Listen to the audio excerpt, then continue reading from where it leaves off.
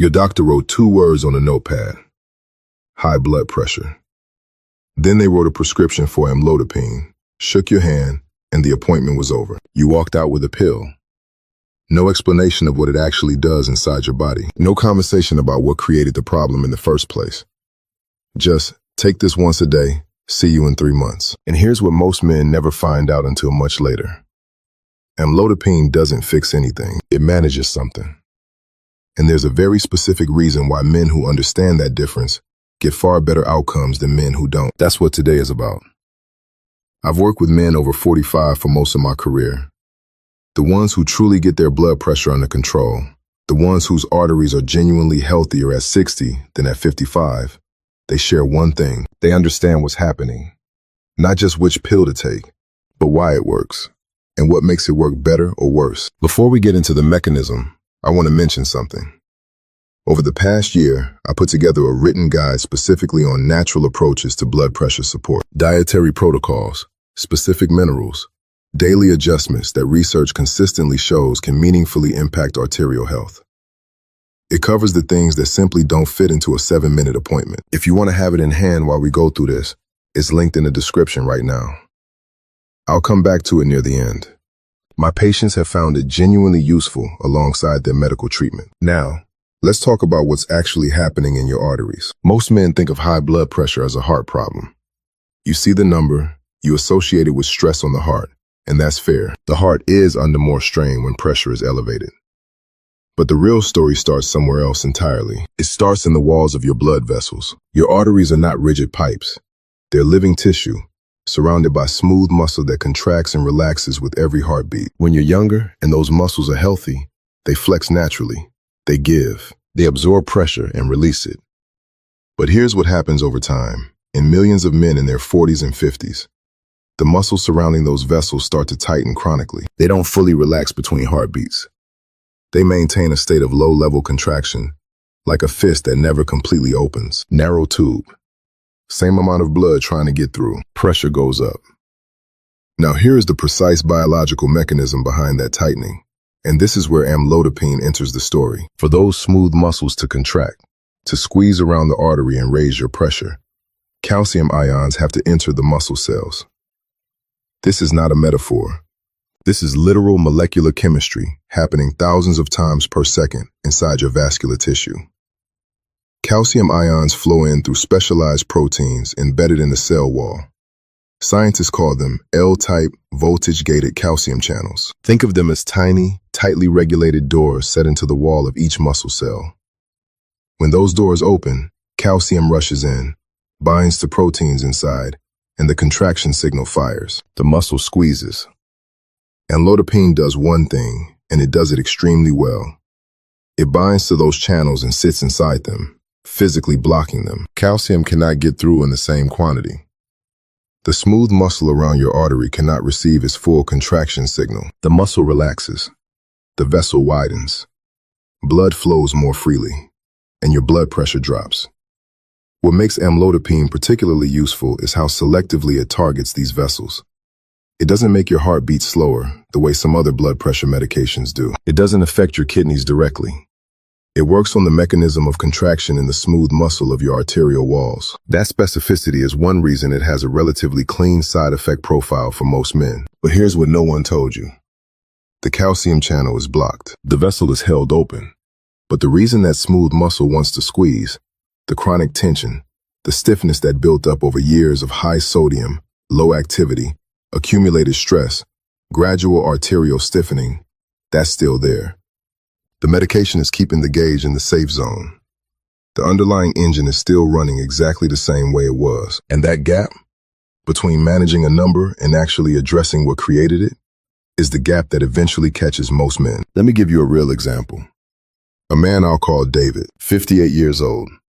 Blood pressure, 162/94.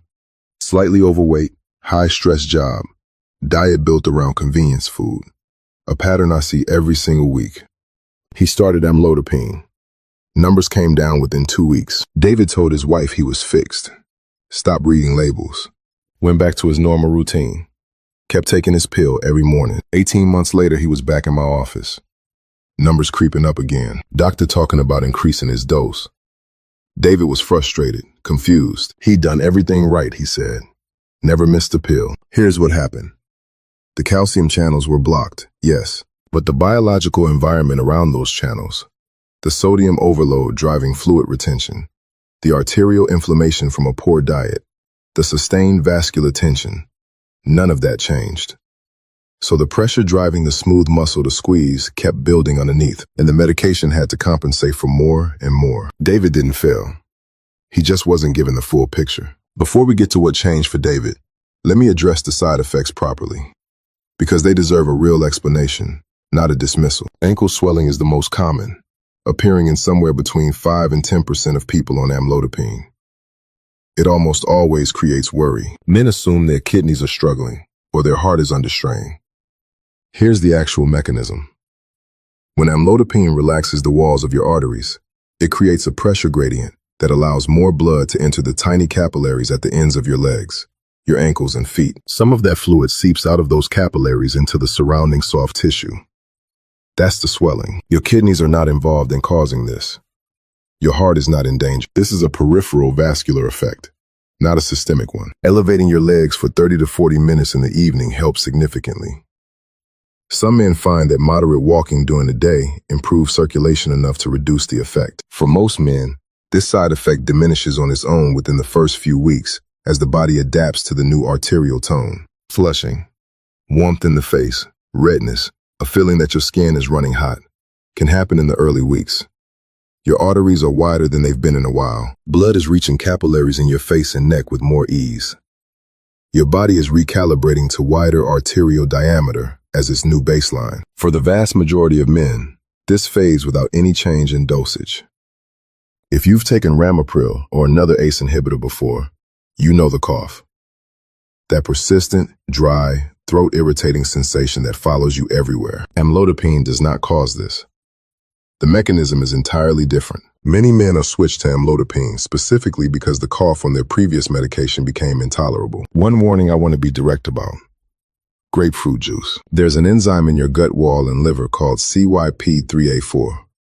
This enzyme breaks down amlodipine at the correct rate and keeps blood concentrations within the intended therapeutic range. Grapefruit juice contains compounds that partially suppress this enzyme. The result is that more amlodipine enters your bloodstream than your prescribed dose is designed to deliver. Concentrations can push beyond the therapeutic range. One occasional glass is unlikely to cause a serious problem. But if grapefruit juice is something you drink every morning, and a surprising number of men in their 50s do, switch to something else and mention it to your doctor at your next appointment. This is a simple change with a real impact. Now here is the part that actually changes the outcome. The part David was missing. There is a category of lifestyle interventions, completely natural, nothing prescribed, that research has repeatedly shown can lower systolic blood pressure by 8 to 14 points when followed consistently. For context, a starting dose of amlodipine typically lowers blood pressure by 10 to 15 points. Read that again. The right dietary approach comes within range of a starting dose of medication. Same territory, different mechanism entirely. And when you combine them, they stack. Amlodipine blocks the calcium channel. The right diet changes the chemical environment around that channel, reduces the forces driving the muscle to contract, and improves the elasticity of the arterial wall itself. Different mechanisms, same direction. You're not fighting the same battle twice.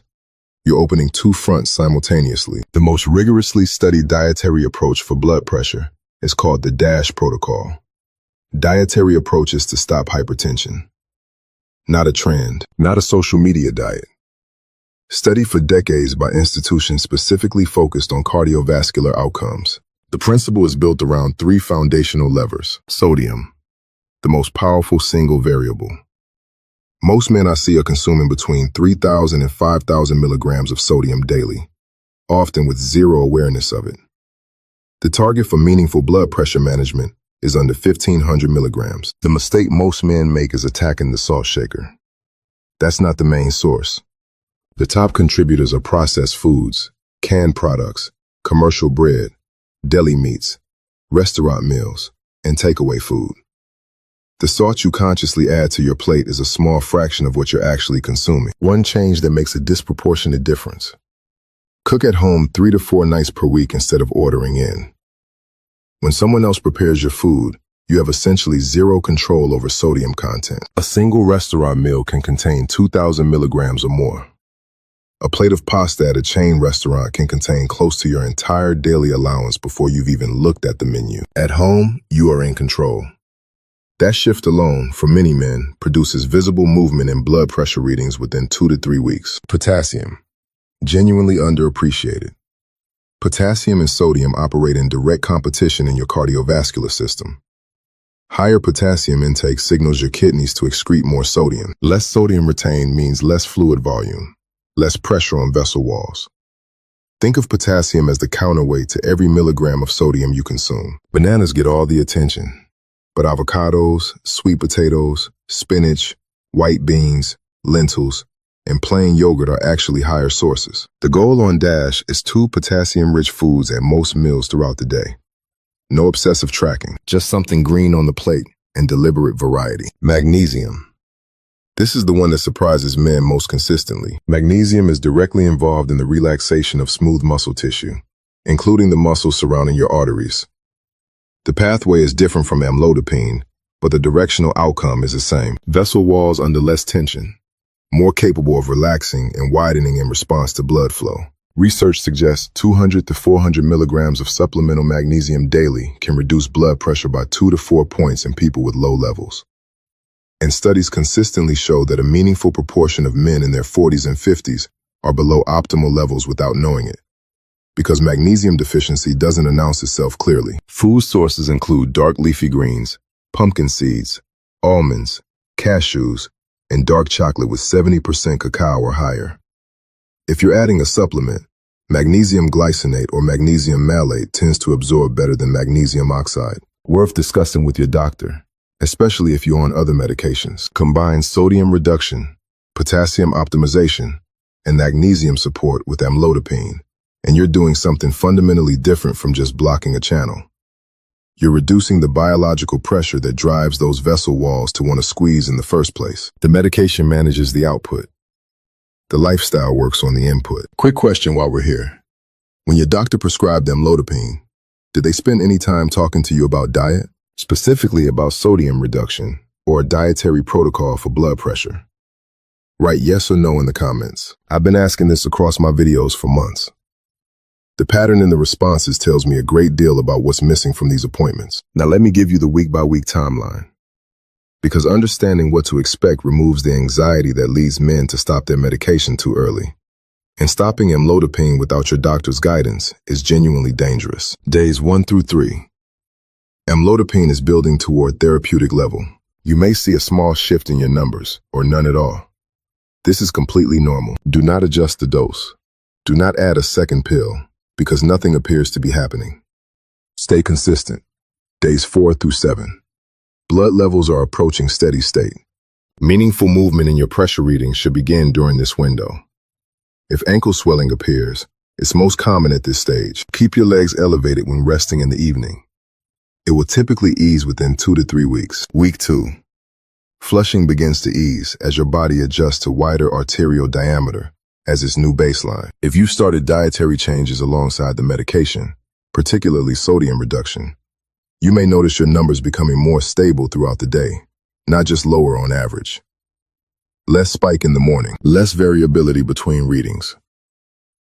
Weeks 3 and 4. Men combining medication with dietary adjustments often notice something that surprises them. Not just lower numbers, but less fluctuation. The sharp morning rise begins to flatten. Readings taken at different times of day start converging toward a consistent range. Month 2 to 3. With potassium and magnesium optimization layered in, the stacked effect becomes visible in the data. This is the point where some men come back to their follow-up appointment, and the doctor notes the control is better than expected for the current dose. That is not coincidence. That is 2 mechanisms working in the same direction. Back to David. 4 months after that frustrating visit, the one where his numbers were creeping up and his doctor was talking about increasing his dose, he came back. He'd gone home with a very different mindset, started cooking at home 5 nights a week, Replaced processed lunch options with whole foods. Paid attention to labels.